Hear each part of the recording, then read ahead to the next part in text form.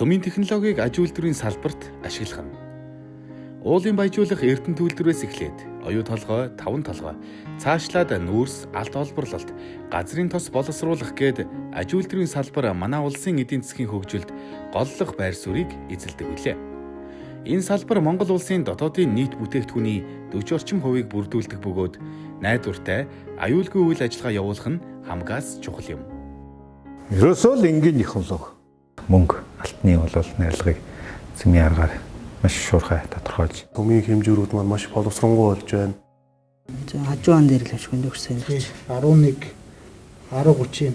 Энгийн хэрэглээ болсон цөмийн технологиг хэрхэн өдөр тутамдаа хэрэглэдгийг цоврал болгон та бүхэндээ хүргэж байгаа. Тэгвэл энэ удаа аж үйлдвэрийн салбарт хэрхэн ашигладаг болохыг хамтдаа сонирхцгоё.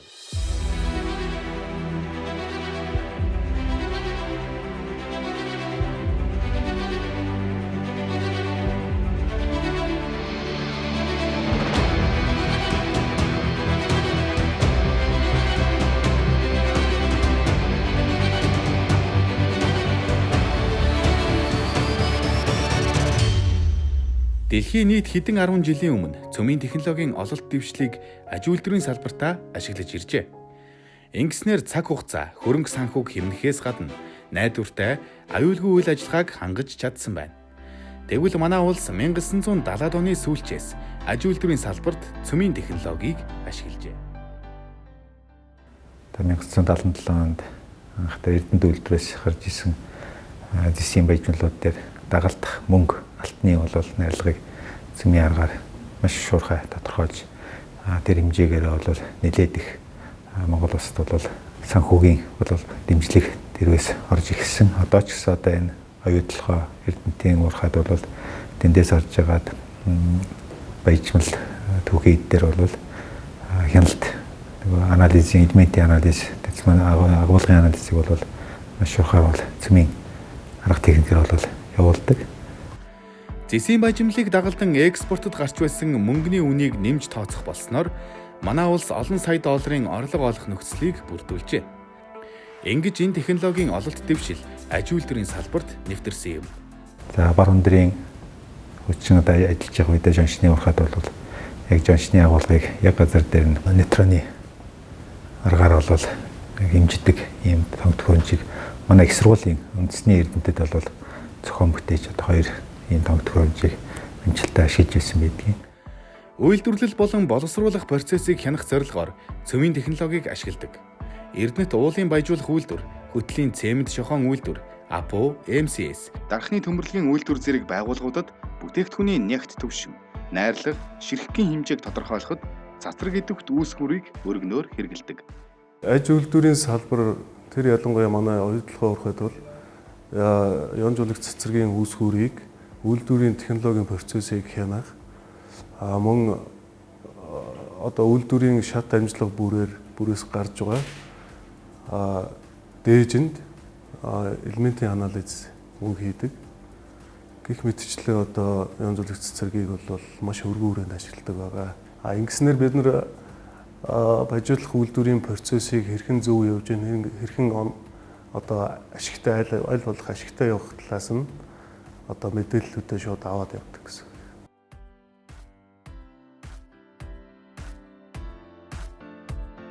Түүнчлэн барилга байгууламж, эд ангийн чанарыг шалгах ажилд цацрагийн болон цөмийн радиографийн багаж төхөөрөмжийг ашигладаг бол газрын тос нэрх, ус төрөгч үйлдвэрлэх, үйлдвэрлэлийн процессыг хянах, үйл эвдэх сорилын шинжилгээг авдаг.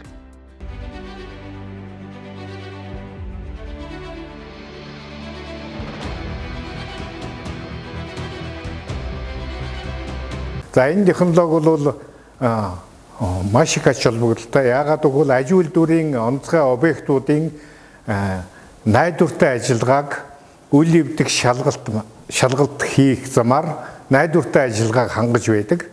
Улсын төрийн эмчийн байгууллагууд дотроос бол 4-р цахилгаан станц, МИАТ-ийн засвар үйлчилгээний агаарын хөлгийн засвар үйлчилгээний газар бол мөн онгоцны эд ангийг бол радиографаар оншилдог. Эрчим хүчний салбарт бол өдөр гагнуурын холболтыг зоохны эд ангууд элдв гагнуурын холболтын чанарыг бол рентгенээр оншилдог. За энэ технологи бол одоо тэр аж үйлдвэрийн байгууламжуудын дотор нь бол дефект байна уугүй юу? Тэр ажиллагаанд 100% ажиллахад бол саад болохоор дефект байна уугүй юу гэдгийг онцлоод ингээд 100% найдвартай ажиллагаа, онгоцны одоо найдвартай ажиллагааг хангаж байдаг ийм технологи байгаа юм. Цөмийн технологиг өргөн ашигладаг эрүүл мэндийн салбартай жишиж тайлбарлая. Эмнэлэг иргэдийн цээжний зургийг рентгенээр авч оншилдог. Яг үүний адилаар аж үйлдвэрийн салбарт цөмийн технологиг ашиглан эвдэхгүйгээр үйлдвэрлэлийн үйл ажиллагааг хянах, аливаа гэмтэл болоод насжилтыг тодорхойлж аюулгүй байдлыг баталгаажуулдаг. Гагнуурын ойдол дээр гагнуурын ойдлын зургийг аваад эндээ одоо гэмтэл соогтой байна, наад зав цууралтай байна уу? Яг цаашдаа захиалагч хэрэглэгчтэй яг энэ гагнуурын ойдлын чанартай бүтээгдэхүүн болж очих нь уу гэдгийг хяналт тавиад шалгадаг гэсэн үг. Бидний одоо шалгаж байгаа гагнуурын ойдол гагнсан байдал байгаа. Энэ одоо 25 мм цуцаантай ган хавтанг хооронд нь ингээд гагнсан байгаа. За үүн дээр бол бид нар радиографи шалгалтыг хийж шалгаад үр дүн нь одоо яаж гардаг вэ гэхээр энэ үндсэн хальсан дээрээ буулгаад хальсаа боловсруулсны дараа ингээд хальс уншигчтай тавиад харанхуй өрөөнд ингээд уншдаг байгаа. За гагнуурын чанарын ойдол гагнуур дээр үүсэж байгаа гэмтэл соогог нь энэхүү хальсан дээр буудаг. Энийг мэрэгжлийн улсуудад дүгнээд ерөнхийд нь цаашид ашиглаж болно болохооргүй байна. Чанартай бай, чанаргүй байна гэдгийг ашигладаг. Ингээд тодорхойлдог байгаа. Улаанбаатар хотын дулааны инженерийн шугам шүлжээ станцуудын даралтаас авч шугамлоо. Эдгэрүүд бас энэ аж үйлдвэрийн радиографи арга ашиглаад эдгээр үсгээр ашиглаад бас чанарын шалгалт хийгээ явж байгаа. Энэ маань эцсийн бүлэгтээ бол яг хэрэглэгчтэй бол ерөнхийдөө чанартай яг ач холбогдол чанартай найдвартай удаан жил ашиглах хамгийн гол зорилготой гэсэн үг. Яагаад гэвэл одоо станцууд 100 даралтаас авах тоног төхөөрөмж бол маш өндөр даралт температурт ажилладаг. Нэг л тоног төхөөрөмж идэрх юм бол нэг гагнуураас ус гоож ингэж яах юм бол одоо станц зогсох, найдваргүй ажиллах одоо цаашд хэрэглэгчд бол энэ дээр бол асуудал үүсэх магадлал өндөр гарч байгаа гэсэн. Тэгэхээр бид нар энэ дээр хамгийн түрүүнд энэ радиографи шалгалт энэ нэрнтгээ үүсгэр ашигладаг энэ арга маань бол маш чанартай, нарийн тэм үйл ажиллагаатай.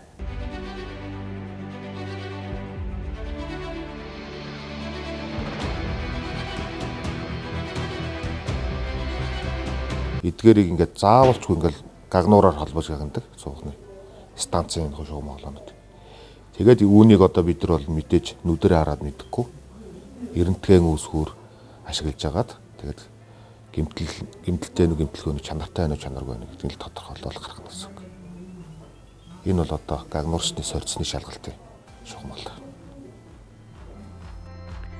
Цаг хугацаа хөрөнгө санхүүг хэмнэж найдвартай үйл ажиллагааг бүрдүүлж өгдөг учраас олон улс орнууд цөмийн технологиг аж үйлдвэрийн салбарт өргөн цар хүрээтэй нэвтрүүлж нутагшуулж байна.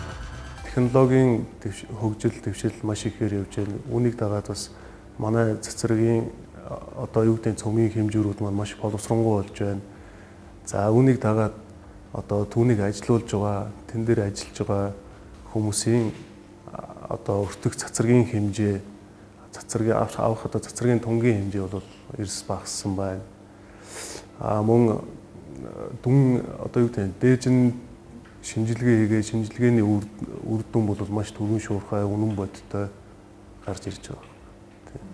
Ерөөсөө л энгийн технологи.